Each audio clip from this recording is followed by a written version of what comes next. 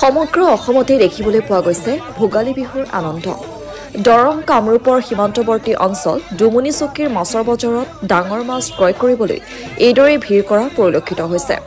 বিভিন্ন ধৰণৰ থলুৱা মাছ দেখিবলৈ পোৱা গৈছে ডুমুনি চকী মাছৰ বজাৰত। দেওবাৰে হেঁপাহৰ ভোগালীৰ উৰুকা। ৰৌ, বৰালি, চিতল আৰি মাছেৰে ভৰি পৰিছে দৰং কামৰূপ জিলাৰ সীমান্তৰ ডুমুনি চকীত। এইবাৰ ভোগালী বিহুত ডুমুনি চকীৰ মাছ ব্যৱসায়ী সন্থাই ডাঙৰ মাছ দিবলৈ সাজু ৰাইজক। প্ৰকৃত মূল্যত লোকেল মাছ উপলব্ধ হ'ব ডুমুনি চকী মাছৰ বজাৰত, এই কথা জনাইছে ডুমুনি চকীৰ মাছ ব্যৱসায়ী সন্থাই। সমগ্ৰ অসমতে দেখিবলৈ পোৱা গৈছে ভোগালী বিহুৰ আনন্দ। দৰং কামৰূপৰ সীমান্তৱৰ্তী অঞ্চল ডুমুনি চকীৰ মাছৰ বজাৰত ডাঙৰ মাছ ক্ৰয় কৰিবলৈ এইদৰে ভিৰ কৰা পৰিলক্ষিত হৈছে। বিভিন্ন ধৰণৰ থলুৱা মাছ দেখিবলৈ পোৱা গৈছে ডুমুনি চকী মাছৰ বজাৰত। দেওবাৰে হেঁপাহৰ ভোগালীৰ উৰুকা। ৰৌ, বৰালি, চিতল আৰি মাছেৰে ভৰি পৰিছে দৰং কামৰূপ জিলাৰ সীমান্তৰ ডুমুনি চকীত। এইবাৰ ভোগালী বিহুত ডুমুনি চকীৰ মাছ ব্যৱসায়ী সন্থাই ডাঙৰ মাছ দিবলৈ সাজু ৰাইজক। গোটেই অসমবাসীক মই ভোগালী বিহুৰ শুভেচ্ছা যাচিছোঁ। আৰু আজি আমাৰ ৰাতিপুৱা 3:30 বজাৰ পৰা আমাৰ এই ডুমুনি চকী চাৰিআলি চকত মাছৰ বজাৰখন ভিৰ হৈছে। বিভিন্ন ধৰণৰ বিভিন্ন অঞ্চলৰ পৰা শৰাইঘাট, বেজাৰা, বায়তা চাৰিআলি, আমাৰ ডুমুনি চকীৰ লোকেল মানুহ চিপাজাৰ এইবোৰ অঞ্চলৰ পৰা অনেক লোক আহিছে। আহি ইয়াৰ পৰা মাছ ক্ৰয় কৰিছে। সুন্দৰভাৱে কম দামত, কম ৰেটত মাছটো, লোকেল মাছটো লৈছে।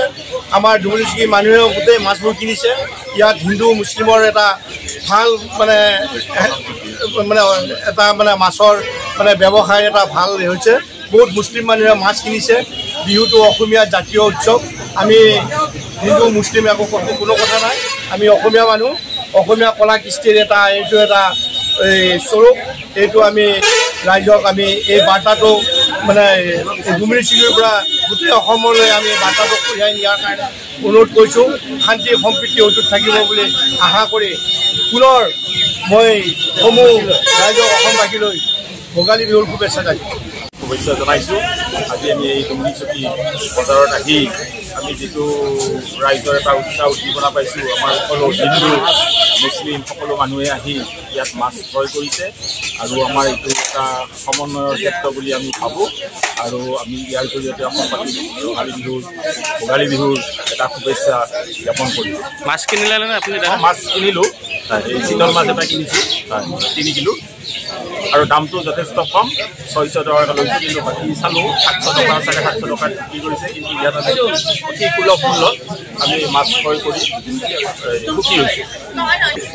সমূহ অসমবাসী ৰাইজক আমি ইয়াৰ পৰা ভোগালী বিহুৰ আন্তৰিক শুভেচ্ছা জ্ঞাপন কৰিলোঁ। ইয়াত ডুমুনি চকীৰ এখন অতি ঐতিহ্যপূৰ্ণ পুৰণি বজাৰ। পশ্চিম দৰং আৰু পূব কামৰূপ অঞ্চলৰ এখন নিৰ্ভৰযোগ্য অতি পুৰণি বজাৰ এইখন। বিভিন্ন ধৰণৰ মানুহ ইয়াতে আহিছে বজাৰ কৰিবলৈ। আৰু ইয়াতে আমাৰ থলুৱা যিটো মাছ ফিচাৰী, আমাৰ লোকেল মাছটো ইয়াতে পোৱা যায়। আৰু সাধাৰণতে আমি দেখিবলৈ পাইছোঁ যে যি ডাঙৰ বিহু বুলি এটা যথেষ্ট দাম লয়, ইয়াতে কিন্তু সেই বস্তুটো দেখা পোৱা নাই। এটা নিৰ্ধাৰিত দামত অতি কম মূল্যতে ৰাইজে মাছ ল'ব পৰা এটা ব্যৱস্থা ইয়াতে কৰি দিছে। গতিকে ভাল লাগিছে। এইখন বজাৰ বিভিন্ন ধৰণৰ মানুহ, হিন্দু মুছলিম কোনো কথা নাই, সকলো ধৰণৰ মানুহ আহি পেলাই ইয়াতে বজাৰ কৰিছে। ভোগালী বিহুৰ এসাঁজ আনন্দৰে খাবৰ কাৰণে তেওঁলোকে চেষ্টা কৰিছে।